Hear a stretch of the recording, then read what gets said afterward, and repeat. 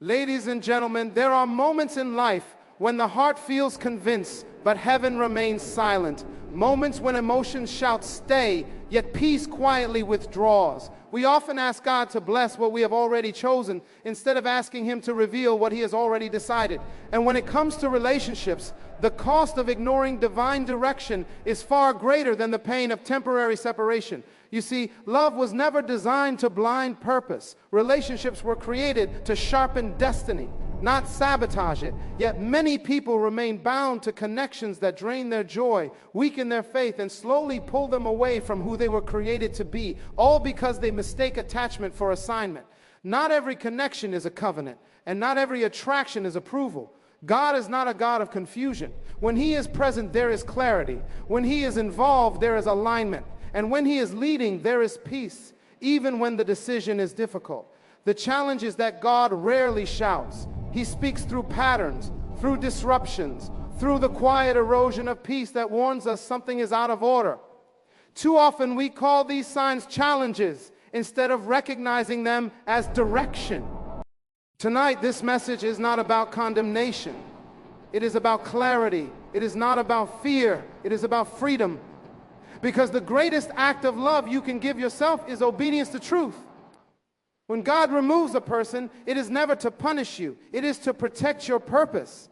He sees what you cannot see, and He knows where a path will end long before you reach its destination. If you have ever felt restless in a relationship that once felt right, if your spirit has been uneasy despite your prayers, or if obedience has become harder instead of easier, then this moment is not accidental. There are signs God gives before He allows a separation, and recognizing them may be the very key to preserving your destiny. The absence of peace despite constant prayer is one of the clearest indicators that something is misaligned, because peace is not a feeling you manufacture. It is a condition that exists when heaven and your decisions agree.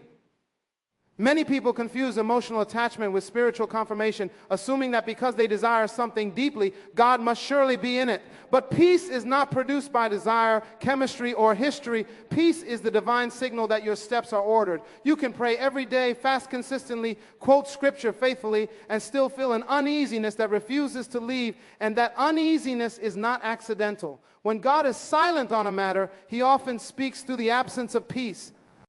Prayer is not designed to convince God to support your choice. It is designed to align your heart with His will.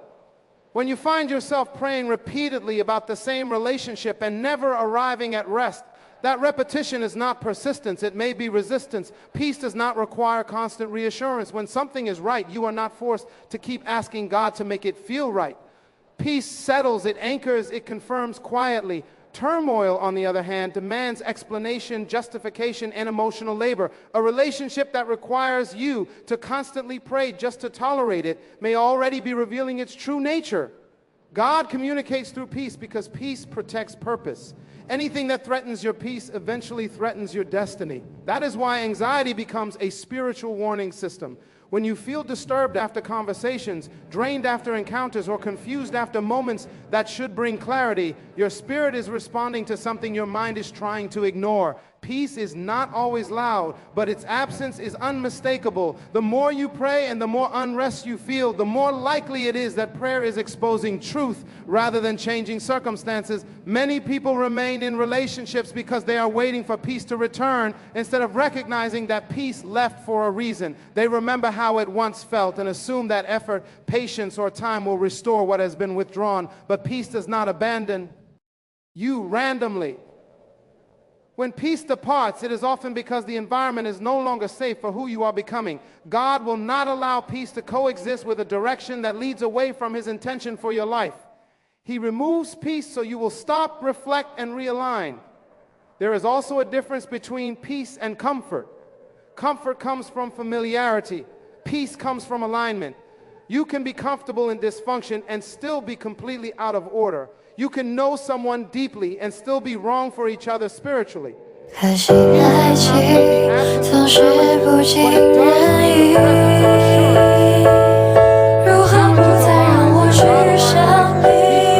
An undercurrent. When challenges arise in a misaligned relationship, peace is replaced by constant fear, insecurity, and emotional instability. Some people pray harder, hoping peace will arrive, not realizing that prayer is revealing what they are trying to avoid. God answers prayer in many ways, and one of the most merciful answers is discomfort. He disturbs you so you do not settle somewhere you do not belong. He allows unrest so you will not build a future on a foundation that cannot sustain it. If peace were present in every choice, discernment would be unnecessary. The absence of peace is God narrowing your options. Peace also guards your identity. When you are with the right person, you do not have to suppress who you are to maintain harmony.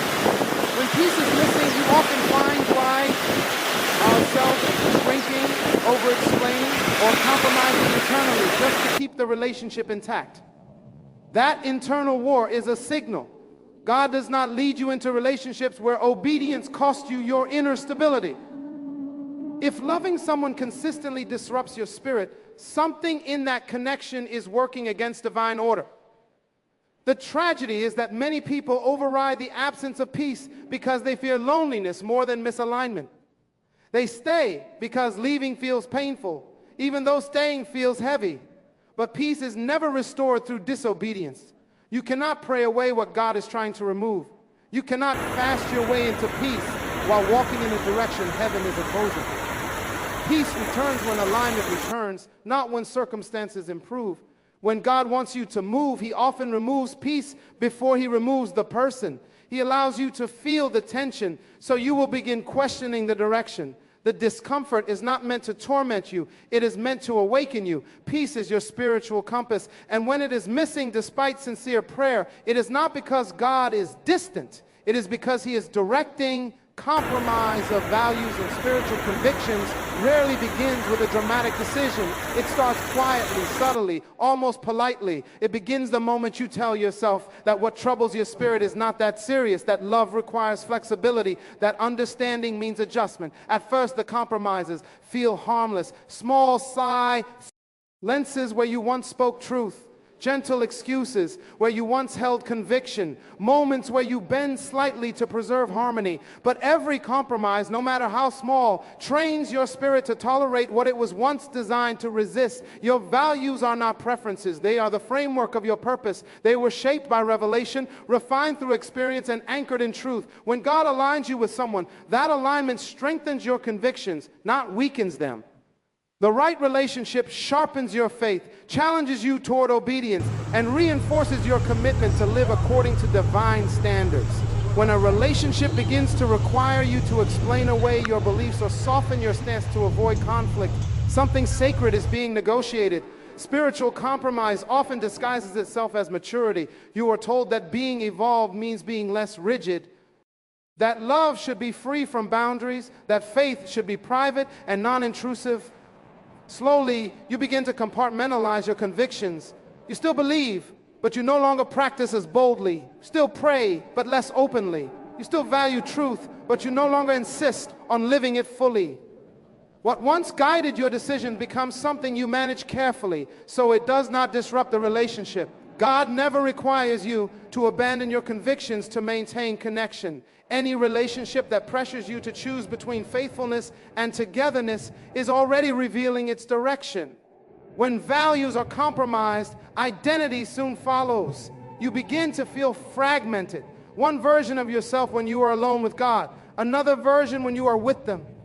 That inner division creates spiritual fatigue. You are no longer whole because parts of you are constantly being edited for acceptance. Convictions are meant to be lived, not negotiated. The moment you find yourself justifying behavior you once avoided, participating in environments you once guarded against, or adopting language that dulls your conscience, the erosion has begun. This is not about perfection, it is about direction. God understands growth, but He never endorses drift. Growth moves you closer to truth. Compromise slowly pulls you away from it. Many people convince themselves that love will eventually bring alignment, that patience will produce change, that staying will somehow sanctify ease situation. But alignment that requires you to disobey now in hopes of obedience later is not alignment at all. You cannot build a future of faith on present compromise. God does not bless foundations that require you to step outside his principles to lay them. What you tolerate at the beginning becomes what you struggle with later. Spiritual compromise also affects discernment. The more you override conviction, the quieter it becomes. What once felt clearly wrong now feels ambiguous. What once stirred your conscience now barely registers. This dulling is dangerous because it does not feel like rebellion, it feels like adaptation. You adjust so well that you forget you ever stood differently. And when conviction fades, direction soon becomes unclear, because conviction is one of the ways God keeps you oriented.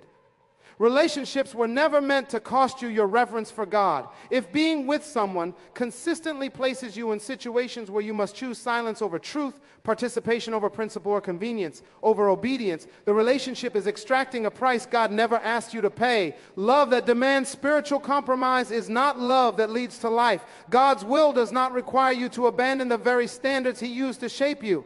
The danger is not only what you do, but what you stop doing. Prayer becomes inconsistent. Accountability feels uncomfortable. Scripture becomes something you avoid rather than pursue. Worship feels distant, not because D has moved, but because compromise has created space between your actions and your beliefs. You still believe in God, but you no longer feel close to him, and that distance grows quietly until you begin to normalize it. God values your convictions because they protect your calling. When he warns you through the erosion of values, it is not to restrict your joy, but to preserve your future. A relationship that weakens your spiritual resolve will eventually weaken your ability to hear God clearly. And when obedience becomes optional in one area, it slowly becomes negotiable in others. What begins as compromise ends as confusion, because truth cannot be partially obeyed without consequence. When you must continually explain why you believe what you believe, not to clarify but to defend yourself from dismissal, resistance, or ridicule, something is misaligned. The right connection does not mock your convictions or treat them as obstacles. It respects them, even when it does not fully understand them. God does not unite purpose with opposition, and he does not anchor destiny to a relationship that erodes the very convictions required to fulfill it. A relationship that distracts you from purpose rarely announces itself as a threat. It often feels like fulfillment at first. It enters your life bringing excitement, attention, and emotional intensity, and before you realize it, your focus has shifted. What once occupied your thoughts, your calling, your growth, your obedience, now competes with someone else's needs, expectations, and demands. Purpose does not disappear suddenly. It fades gradually when attention is redirected. And distraction is one of the enemy's most effective tools because it feels harmless.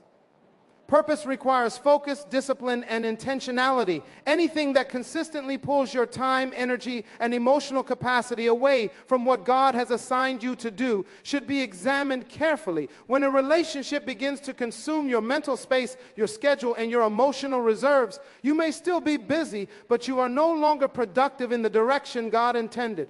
You can be active and still be off course. Distraction does not stop you from moving. It simply changes where you are going.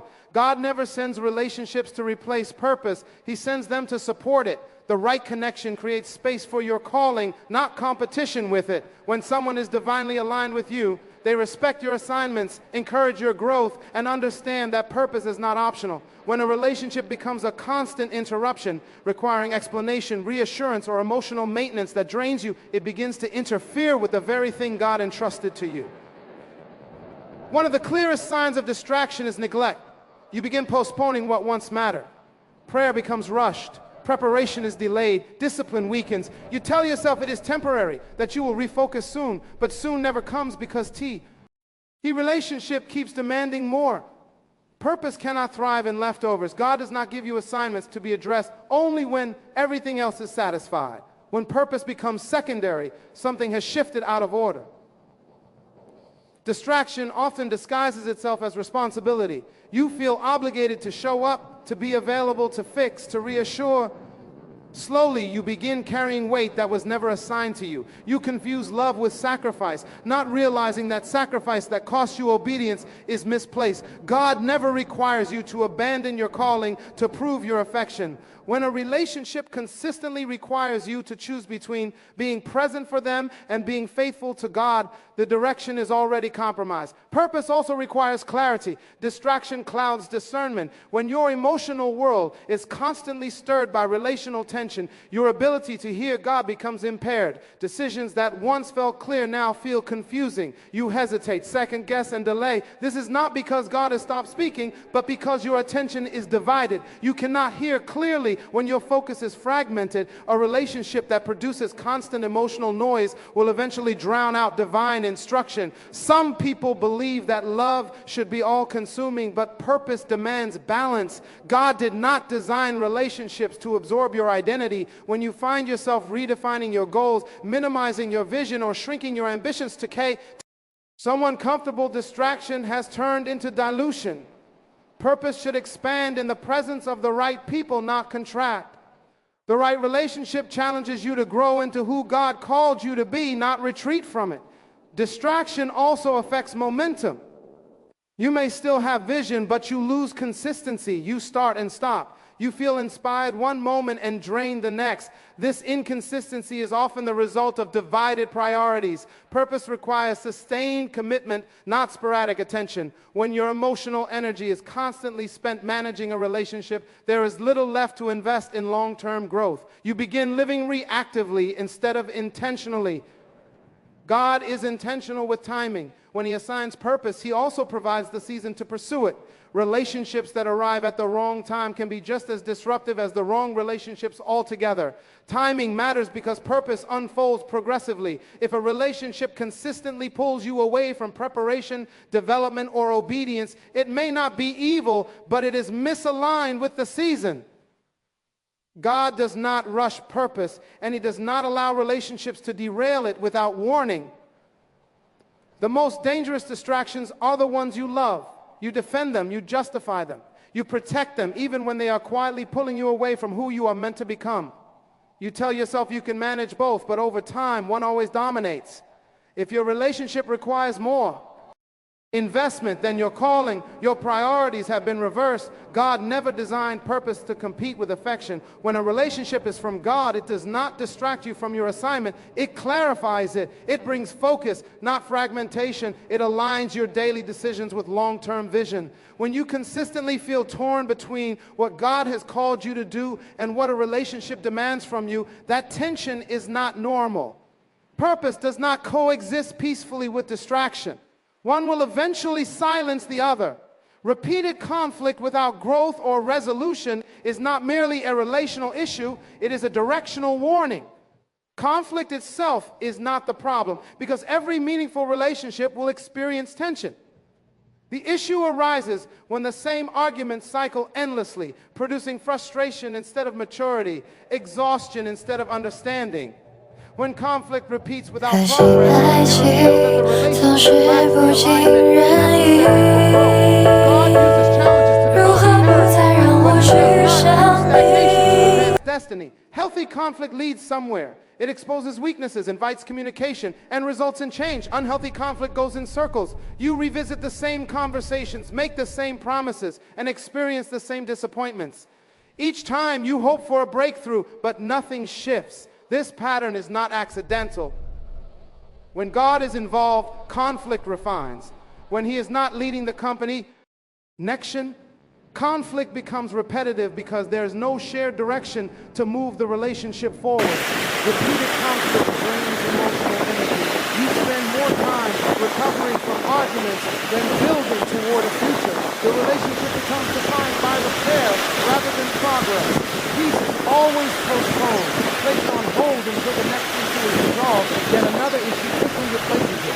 Over time, this type of conditions you can live live in survival mode. You become cautious, guarded, and emotionally fatigued. God never intended relationships to be emotional battlegrounds that require constant defense. One of the clearest signs of misalignment is when communication fails to produce change. You express your concerns clearly, you listen, you compromise, yet the same behaviors resurface. This is not always because of unwillingness. Sometimes it is because of incompatibility in values, vision, or emotional capacity. Growth requires shared commitment. When only one person is changing, adapting, or trying to improve, the imbalance creates resentment. God does not design relationships where growth flows in only one direction. Repeated conflict also reveals unresolved foundational issues. You may argue about surface level topics, but the root remains untouched. Trust, respect, boundaries, and spiritual alignment are often the underlying causes. When these foundations are unstable, no amount of discussion can produce lasting peace. God is a God of order, and He builds our relationships on solid ground. If the foundation is cracked, conflict will continue to resurface regardless of effort. Some people stay in cyclical conflict because they believe perseverance equals faithfulness. They assume endurance will eventually produce change. But endurance without fruit is not faith, it is tolerance. God does not call you to endure relationships that consistently undermine your emotional and spiritual health. Perseverance is meant for purpose, not dysfunction. When conflict becomes your normal, something is fundamentally misaligned. Repeated conflict affects identity. Over time, you begin to question yourself. You wonder if you are too sensitive, too demanding, or too difficult.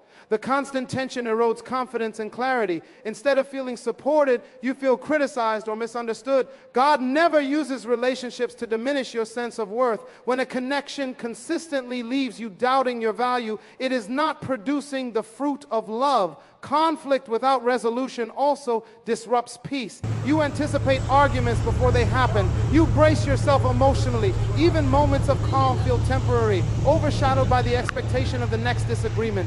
This anticipation creates anxiety and prevents rest. God does not lead you into relationships where you must constantly prepare for emotional impact. Peace is not the absence of disagreement. It is the presence of security, even when differences arise. Growth requires humility on both sides. When conflict repeats, it often means accountability is missing. Apologies are spoken, but patterns remain unchanged. Words are offered, but actions do not follow. God values repentance that produces transformation, not repetition. When conflict cycles without growth, it reveals that the relationship lacks the mutual surrender necessary for progress. Sometimes, repeated conflict is a sign that two people are forcing what was never meant to function. Chemistry cannot replace compatibility. Attraction cannot compensate for alignment. God does not require you to struggle endlessly to prove commitment. When a relationship is right, effort produces results. When it is wrong, effort only produces exhaustion. The danger of unresolved conflict is that it slowly normalizes dysfunction. You begin to accept tension as part of love. You lower expectations. You stop believing change is possible. This resignation is not maturity, it is surrender to misalignment. God does not ask you to adapt to chaos. He invites you into relationships that reflect His order.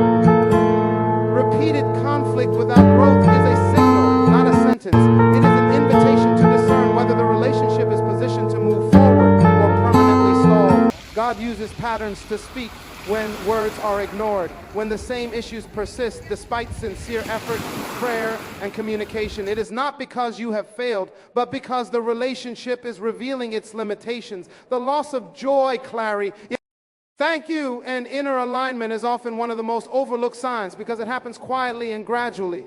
At first, nothing seems obviously wrong. You are still functioning, still showing up, still doing what needs to be done. But beneath the surface, something has shifted. What once felt light now feels heavy. What once brought excitement now brings strain. Joy does not disappear suddenly. It fades when the soul is forced to operate outside of its design. Joy is not the same as happiness. Happiness is tied to circumstances, but joy is connected to alignment. When your life is ordered according to God's will, joy exists even in difficult seasons. When alignment is lost, joy begins to leak away, even when circumstances appear stable. A relationship can look fine on the outside while quietly draining the inner life. You may still laugh, still smile, still share moments, but something deeper feels disconnected. Clarity also begins to erode when alignment is compromised. Decisions that once felt straightforward now feel confusing. You second-guess yourself more often. You feel torn between what you know is right and what you feel attached to. This mental fog is not accidental. Clarity flows from alignment, and when your spirit senses that something is off, it communicates through confusion. God is not the author of confusion, but He allows it when you are standing at a crossroads, urging you to stop and reassess direction. Inner alignment is the state of being whole, where your beliefs, actions, and desires are moving in the same direction. When alignment is intact, there is coherence within you. When it is broken, internal conflict arises. You may want one thing emotionally while knowing another thing spiritually. This tension creates fatigue that rest cannot fix. You feel tired even when nothing physically demanding has occurred. Emotional and spiritual dissonance drains energy in ways the body cannot recover from alone. A relationship that consistently disrupts joy and clarity often requires you to live divided. You are one version of yourself internally and another externally. You suppress questions, ignore promptings, and silence discomfort to maintain peace on the surface. But surface peace is not the same as inner peace. The cost of maintaining appearances is the slow erosion of authenticity. Over time, you may struggle to recognize yourself, not because you have changed positively, but because you have adapted to survive. Loss of joy is not always dramatic. It can show up as indifference. You stop anticipating time together. You feel relieved when plans are canceled. You engage out of obligation rather than desire. These feelings are not signs of failure. They are indicators of misalignment. Joy is a natural response to being in the right place with the right people at the right time. When joy becomes forced, something is out of order.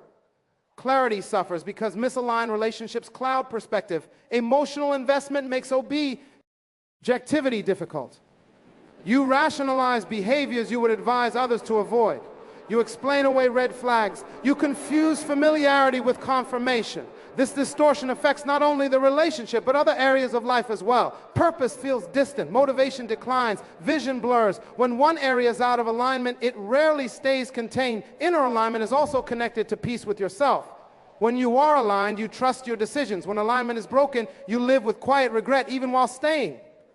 You sense that something needs to change, but fear, attachment, or uncertainty keeps you stationary. This internal resistance creates tension that eventually manifests as irritability, sadness, or numbness. These are not emotional weaknesses, they are signals from the soul. God often allows the loss of joy and clarity to reveal what words cannot. He does not always remove people immediately. Sometimes He removes the sense of fulfillment so you will stop clinging to what no longer fits. Joy is a compass, and when it consistently points away from a relationship, it is inviting you to reconsider direction. God is not cruel. He is precise. He knows that if joy remained, you might stay too long. Many people confuse loyalty with obedience. They remain committed to relationships that are costing them their inner life. Believing sacrifice is noble, but God does not require you to sacrifice your alignment to prove your love. Love that demands the loss of joy, clarity, and wholeness is extracting a price God never asked you to pay. When inner alignment is restored, joy returns naturally. Not because everything is easy, but because everything makes sense again. Clarity follows obedience. Peace follows alignment. When a relationship consistently pulls you away from these, it is not preparing you for more, it is weighing you down. God's direction always leads toward greater wholeness, not gradual fragmentation. Persistent warning through circumstances and counsel is one of the ways God speaks when emotions are too loud to hear Him clearly. When He wants to protect you, He rarely relies on a single voice or a single moment. Instead, He repeats the message through patterns, interruptions, and people you trust. These warnings are not dramatic punishments. They are gentle but firm signals designed to slow you down before you commit to a direction that will cost you more later. Circumstances begin to shift in subtle ways. Plans fall apart repeatedly. Opportunities connected to the relationship become strained. What should flow easily begins to require excessive effort. You encounter delays, resistance, or complications that seem unnecessary. These disruptions are not coincidences. God often blocks paths before they lead too far. When something is not meant to continue, He introduces friction so you will pause and ask why progress feels so forced. At the same time, counsel begins to emerge. People who know you well, who have nothing to gain from your decisions, start expressing concern. They may not attack the relationship directly, but they ask questions that unsettle you. They notice changes in your demeanor, your joy, your priorities. These voices are not meant to control you. They are meant to reflect what you may be unwilling to face alone. God frequently uses wise counsel to confirm what your spirit already senses. The danger is that emotional attachment makes warnings feel intrusive. You begin to defend instead of discern. You explain away concerns, labeling them as misunderstanding or negativity. You assume others cannot see what you feel. But God does not surround you with voices for decoration. When multiple independent sources point toward the same concern, it is rarely accidental. Confirmation does not always come as encouragement. Sometimes it comes as caution. Warnings through circumstances often intensify when ignored. What starts as mild discomfort becomes repeated obstruction. Conversations escalate into confusion. Situations that should bring peace leave you unsettled. This escalation is not because God is angry, but because He is persistent.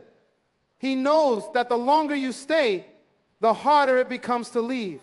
So He increases the volume of the signal, hoping you will listen before attachment deepens into entanglement. Counsel also reveals itself through unexpected conversations. Someone shares a story that mirrors your situation.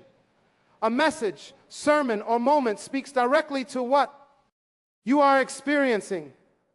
These are not random encounters. God weaves His warnings into everyday life so they feel personal, not overwhelming. When truth keeps finding you, it is not chasing you by accident. Ignoring counsel requires intentional effort. You must selectively listen, filtering out what challenges your desire. Over time, this selective hearing becomes a habit. You surround yourself with voices that affirm what you want rather than what you need. This is dangerous because wisdom thrives in humility. God gives grace to the humble, not the defensive. When you dismiss counsel repeatedly, you are not rejecting people, you are resisting protection. Circumstantial warnings often expose misalignment by increasing pressure.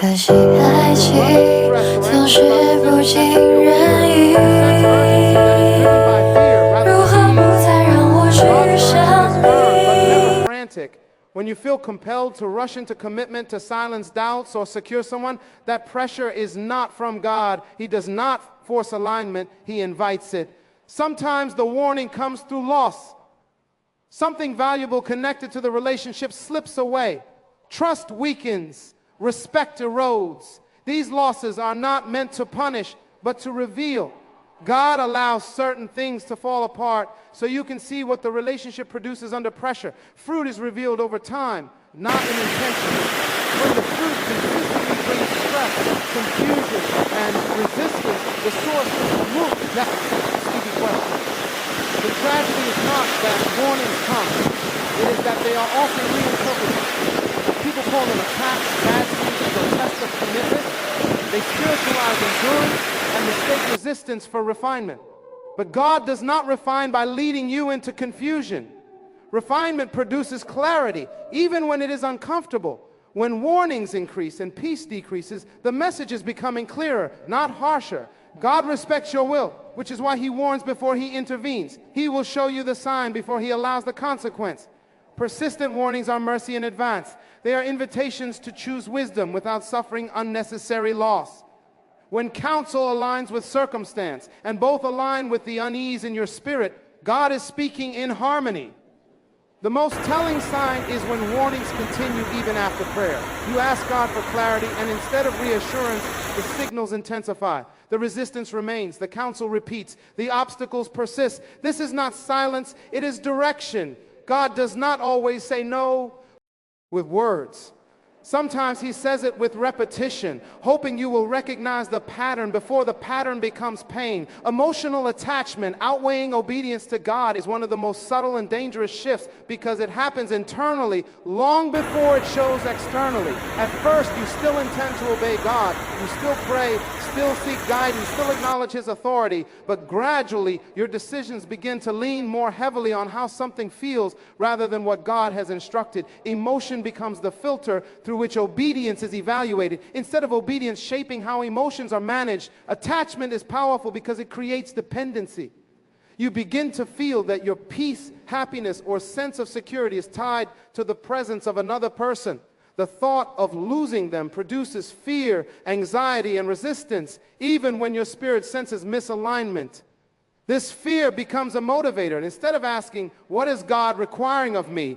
the question shifts to, "What will I lose if I obey?" Obedience starts to feel like a threat rather than a protection.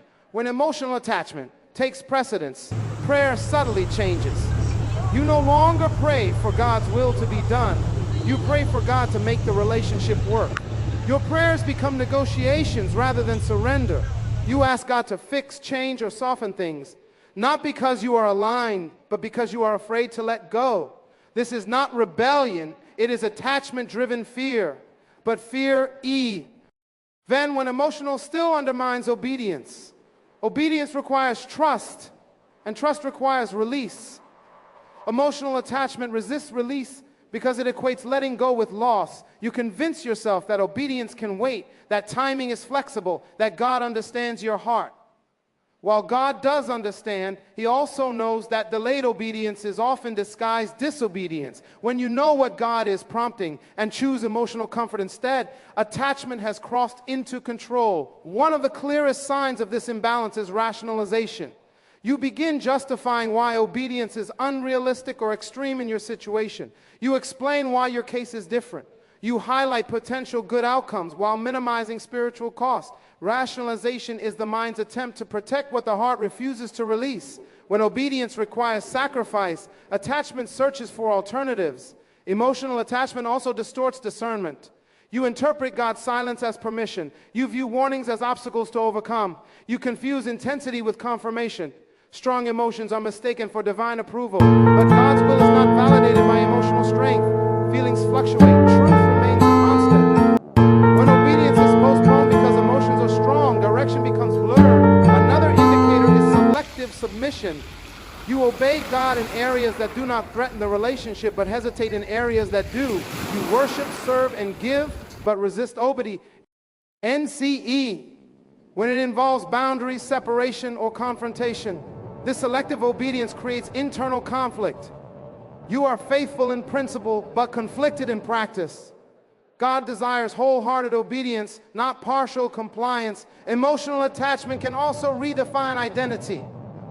You begin seeing yourself primarily in relation to another person rather than in relation to God. Your worth becomes tied to being chosen, needed, or wanted. Obedience threatens this identity because it risks separation. When who you are becomes dependent on who you are with, obedience feels like self-erasure rather than alignment. God never intended relationships to replace His authority in your life. When emotional attachment competes with obedience, one will eventually dominate. You cannot serve both fear and faith simultaneously. Attachment demands preservation. Obedience demands trust. The tension between the two reveals where allegiance lies. God does not condemn you for feeling attached. He invites you to reorder priorities. The danger of prioritizing attachment is that it trains you to compromise obedience gradually. What you resist today becomes easier to resist tomorrow. Conviction softens. Promptings are delayed. Sensitivity dulls. This does not happen because you no longer love God, but because love for comfort has begun to overshadow reverence for truth. Obedience is rarely convenient, but it is always protective. God sees beyond emotion into outcome. He knows where disobedience leads, even when it feels harmless. When emotional attachment outweighs obedience, you may feel safe temporarily, but you lose long-term security.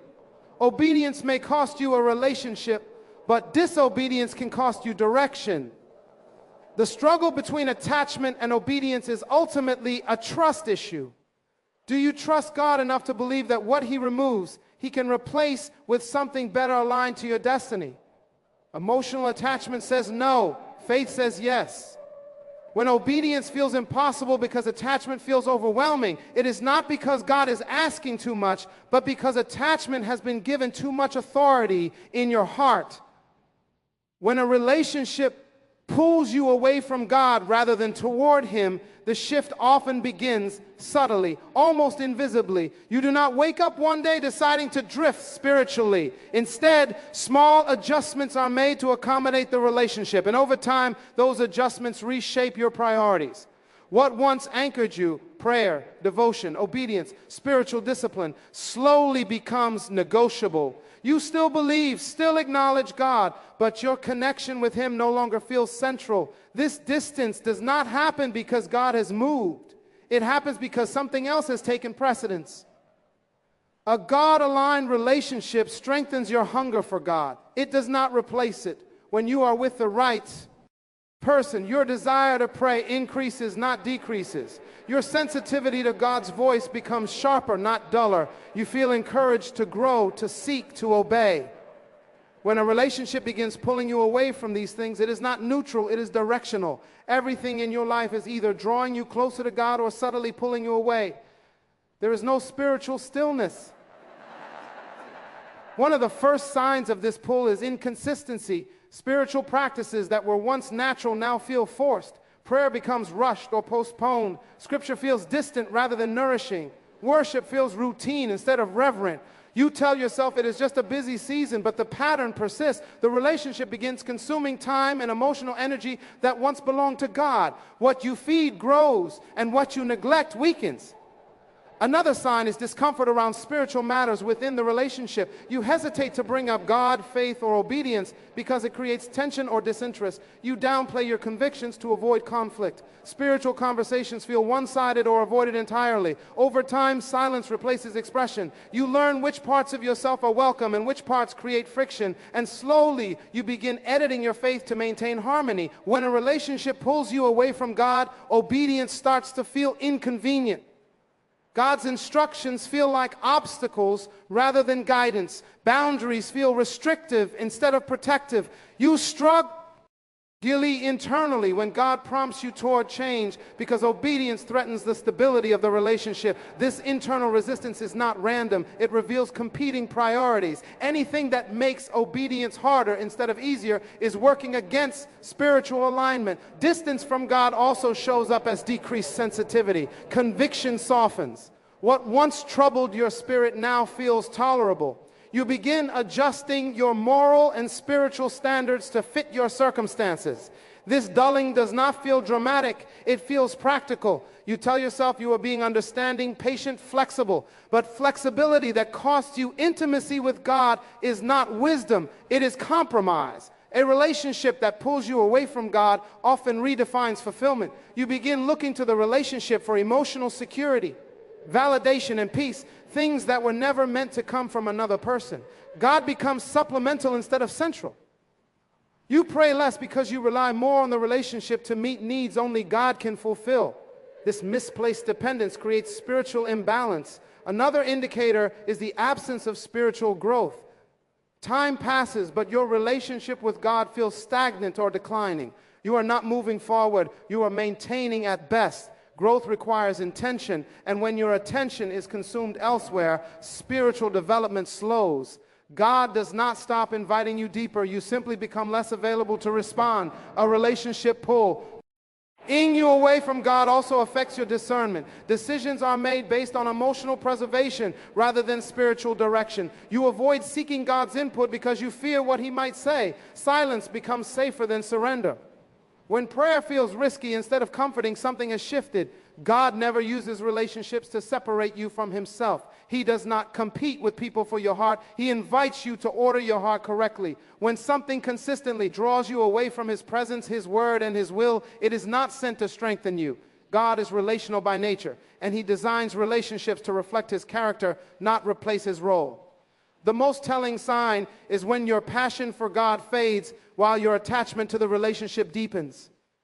You feel spiritually distant but emotionally attached. This imbalance creates inner conflict that cannot be resolved without realignment. God will never ask you to choose between loving Him and loving someone else, but He will reveal when love has become misplaced, when a relationship draws you away from God. It does not lead you toward life, no matter how good it feels. God is the source of clarity, peace, and purpose. Anything that consistently pulls you from that source is not preparing you for your future, it is delaying it. God's desire is not to take relationships away, but to ensure they lead you closer to Him, because proximity to God is where everything else finds its proper place.